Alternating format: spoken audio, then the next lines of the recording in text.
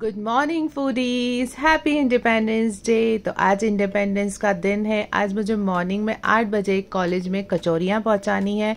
तो अभी सुबह के 5:30 बजे हैं। मैंने सोचा क्यों ना कचौरियाँ भी बनाई जाए और साथ में आपके साथ रेसिपी भी शेयर की जाए। तो आज मैं जो आपके साथ खस्ता कचौरी की रेसिपी शेयर करने वाली हूँ।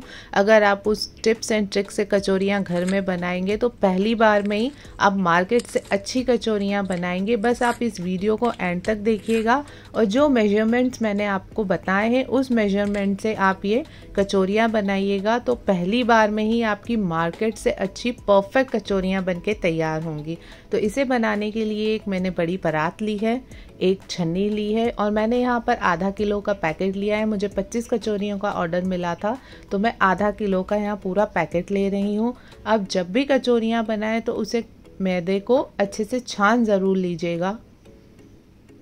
ये यहाँ पर मैंने मैदा छान लिया है। अब जो मैं आपको मेजरमेंट बताऊँ बस आप उसी हिसाब से इसमें मोइन और नमक वगैरह डालिएगा तो आपका बिल्कुल परफेक्ट आटा गूंदेगा। यहाँ पर मैंने 1.5 टीस्पून डाला है नमक और मैंने यहाँ पर डाले हैं 5 टेबलस्पून घी के, 6 टेबलस्पून मैंने डाले हैं घी के। अब उसे हम अच्छे से मिक्स करेंगे और मिक्स करके हम इस तरीके से बांध के आटे को देखेंगे। अगर हमारी मुट्ठी में ये आटा अच्छे से आ गया है यानी हमारा परफेक्ट है मोइन। ये अब मेरे को यहाँ पर लग रहा है कि मेरा आटे में मोइन बिल्कुल परफेक्ट है तो मैं पानी से इसका आटा लगाना स्टार्ट करूँगी। आटा हमें बिल्कुल सॉफ्ट लगाना है, हमें टाइट आटा नहीं लगाना है। अगर आप सॉफ्ट आटा लगाएंगे तो आपकी कचौरियाँ बहुत ही अच्छी खस्ता बन के तैयार होंगी। और जब ये एक बार अच्छे से गूंद जाए तो हमें इसे बार बार देर तक गूंदना नहीं है। बस जैसे ही ये मेरा आटा गूंद चुका है अब हम इसको 20 से 25 मिनट के लिए रेस्ट करने के लिए साइड में रख देंगे। आपको इसको रेस्ट दिलाना बहुत ही ज़रूरी है। अगर आप आराम से ये आटा बना रहे हैं तो आप आधे से पौन घंटा भी रख सकते हैं तो आपकी कचौरियाँ बहुत ही खस्ता बनेगी। यहाँ पर मैंने 20 से 25 मिनट के लिए रेस्ट करने के लिए आटे को साइड में रख दिया है। ये मैंने 4 घंटे पहले मूंग की दाल को भिगोकर रख दिया था। ये मैंने 1 कप रखा है। वैसे हम आधा किलो कचौरियों में हाफ कप मूंग की दाल हमें सफिशिएंट होती है, पर मेरी बच्चों को ये जो मसाला बनता है ये बहुत ही ज़्यादा पराठों में पसंद है, इसलिए मैंने 1 कप मैंने भिगोई थी। बट मैं आपको जितना भी मेजरमेंट बता रही हूँ वो आधे कप के हिसाब से, क्योंकि जहाँ मुझे ऑर्डर के लिए देनी थी उन्हें ज़्यादा मसाले वाली कचौरियाँ नहीं चाहिए थी। तो यहाँ पर मैंने एक पैन में 5 टेबलस्पून ऑयल डाला है, 1 टेबलस्पून मैंने जीरा, 1 टेबलस्पून खड़ा धनिया, 1 टेबलस्पून सौंफ और यहाँ पर मैंने डाला है हाफ टी स्पून हींग। मेरी हींग बहुत ज़्यादा स्ट्रॉन्ग है इसलिए मैंने हाफ टी स्पून डाली है। अगर आप जो बाज़ार में नॉर्मल हींग मिलती है वो डाल रहे हैं तो आप 1 टीस्पून डालिएगा। जब ये मसाला भुन जाए तो मैंने यहाँ पर डाला है 1/4 कप बेसन। तो आपको कैसे पता चलेगा आपका बेसन बिल्कुल परफेक्ट है? आप जैसे ही इसे इस मसाले में डालेंगे ये लिक्विड फॉर्म में इस तरीके से होगा। अगर ये डो फॉर्म में आ जाए यानी या तो आपका बेसन ज़्यादा है या तो आपका ऑयल कम है, तो आप थोड़ा सा उसमें ऑयल डाल दीजिएगा तो बिल्कुल परफेक्ट कंसिस्टेंसी में आ जाएगा। अब यहाँ पर मैंने डाला है हल्दी, लाल मिर्च, धनिया पाउडर, काली मिर्च पाउडर, अमचूर पाउडर। यहाँ पर अमचूर पाउडर हम थोड़ा सा ज़्यादा डालेंगे क्योंकि टेंगी मसाला बहुत ही अच्छा लगता है, गरम मसाला और यहाँ पर नमक। अब इसे हम अच्छे से 1 से 2 मिनट के लिए भूनेंगे। भूनने के बाद हमने जो दाल दरदरी पीसी थी, आप ध्यान रखिएगा आप जब भी दाल पीसें उसमें आप पानी नहीं डालिएगा क्योंकि उसमें मॉइस्चर नहीं होना चाहिए। आपको उसे पल्स मोड पर 5 से 6 बार बस पल्स मोड पे उसको ग्राइंड करना है तो आपकी दरदरी दाल पिस के तैयार हो जाएगी। आप अगर उसमें पानी ज़्यादा डाल देंगे तो क्या होगा कि आपको सिकने में उतना ही टाइम लगेगा।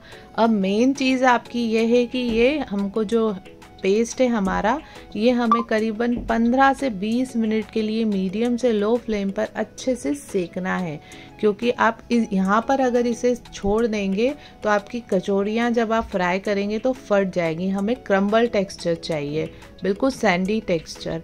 आप इसे मीडियम फ्लेम पे पेशेंस के साथ अच्छे से भुनेंगे तो ये सैंडी टेक्सचर में अपने आप आ जाएगा। देखिए बिल्कुल जैसे मार्केट में कचौड़ियों का मसाला रहता है उसी टेक्सचर का हमारा ये मसाला बनके रेडी हो चुका है।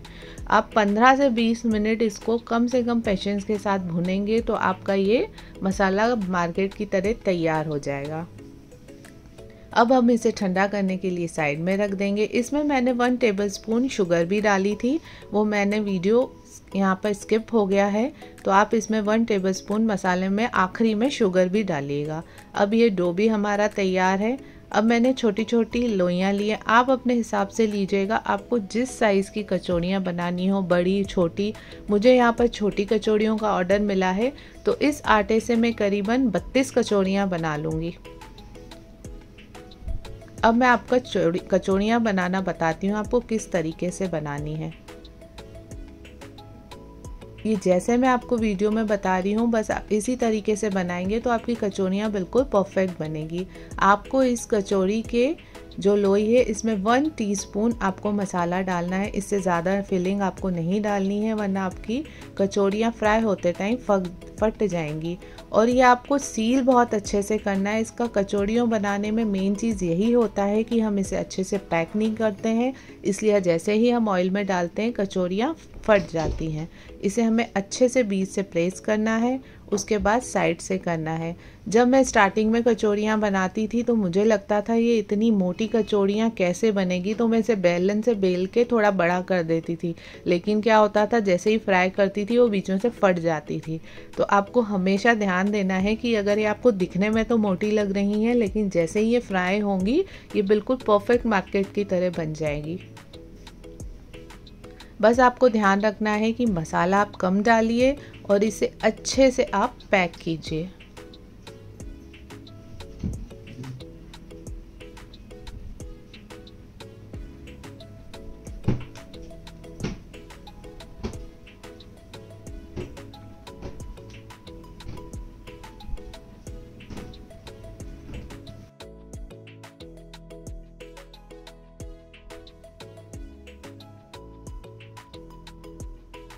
यहाँ पर मैंने एक एक करके सारी कचौरियाँ तैयार कर ली हैं।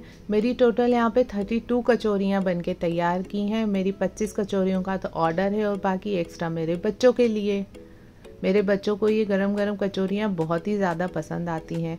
आप इसे गरम गरम सॉल्ट की चटनी, हरी चटनी के साथ खाइए तो फिर तो आपको मज़ा ही आ जाएगा। मुझे यहाँ पर चटनी का ऑर्डर नहीं था, इसलिए मैं चटनी की रेसिपी आपके साथ शेयर नहीं कर रही हूँ। बस आप ध्यान रखिएगा कि जब आप ये कचौरियाँ बनाएं, आप जिस प्लेट में इसे बना के रखते जा रहे हैं उसे आपको ढककर रखना है, क्योंकि उसमें बिल्कुल भी हवा नहीं लगनी चाहिए, वरना ऊपर की जो परत है वो ड्राई हो जाएगी और आप जैसे ही इसे ऑयल में डालेंगे ऊपर आते ही वो फट जाएगी। तो यहाँ पर मैंने सारी कचौरियों को तैयार कर दिया है। अब मैंने यहाँ पर मीडियम लो फ्लेम पे 8 से 9 मिनट के लिए ऑयल गरम करने के लिए रख दिया है। बस आप ध्यान रखिएगा हाई फ्लेम पर आपको तेल गरम नहीं करना है। अब जैसे ही मेरा तेल बिल्कुल अच्छे टेम्परेचर में आ गया है, मैंने फ्लेम को बिल्कुल लो पे किया है। अब एक एक करके मैं इसमें कचौरियाँ डालूंगी और कचौरियाँ डालते वक्त आपको ध्यान देना है करीबन 1 से 1.5 मिनट तक आपको इसको पलटाना नहीं है। ये अपने आप नीचे से ऊपर आएंगी 1-1.5 मिनट में। उसके बाद ही हम इसे हल्के हाथों से इसका साइड चेंज करेंगे। और इसमें मेन कचौरियों में होती है इसकी सिकाई। आप जितने लो फ्लेम पर इसके अच्छे से सिकाई करेंगे, आपकी कचौरियाँ अंदर से उतनी ही क्रंची और खस्ता होंगी और मसाला अच्छे से सिकेगा, वरना जो इसकी पपड़ी होती है वो वाइट कलर की रह जाएगी। मुझे एक बैच में कम से कम 15 मिनट लगे हैं, तो उससे हमारी कचौरियाँ बहुत ही खस्ता से बनेगी। आप जब भी बनाएं तो आप देखिएगा कि एक बैच में हमें कम से कम 14 से 15 मिनट लगेंगे, उस हिसाब से ही आप इसकी सिकाई कीजिएगा। ये हमारी कचौरियों का परफेक्ट कलर आ चुका है। अब हम इसे एक स्ट्रेनर पे निकाल देंगे।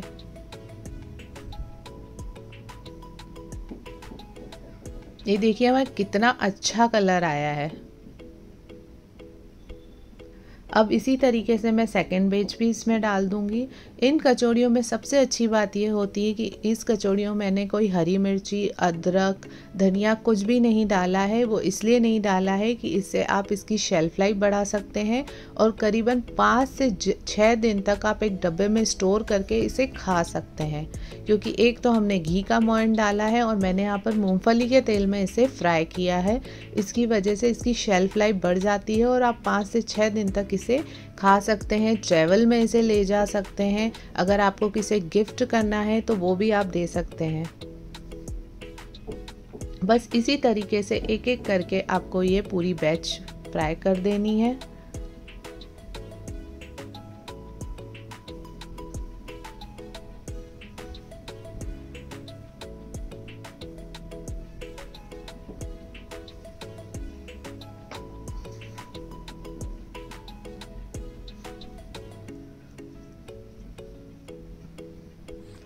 देखिए, इसकी आवाज़ से ही आपको पता चल रहा होगा कि हमारी कचौरियाँ कितनी क्रंची और खस्ता बन के तैयार हुई हैं।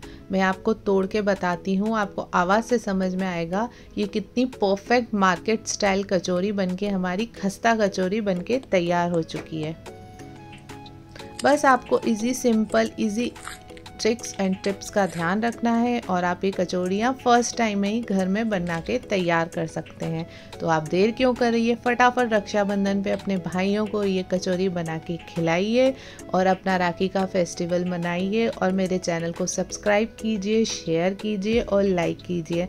मैंने कचौरियों को यहाँ पर इस तरीके के जो फूड पैकेजिंग वाले पेपर आते हैं, कवर आते हैं, पेपर कवर, उसमें पैक करके पार्सल के लिए रेडी कर दिया है। यहाँ पर इसमें मैंने टैपिंग भी की है, जिससे ये कचौरियाँ करीबन 5 से 6 दिन के लिए बिल्कुल परफेक्ट इसी तरीके से, वैसे तो आज का ही मेरे पास ऑर्डर है, पर आप इस तरीके से अगर आप इसे सील पैक करके रखेंगे तो 5 से 6 दिन तक इसे आप इंजॉय कर सकते हैं।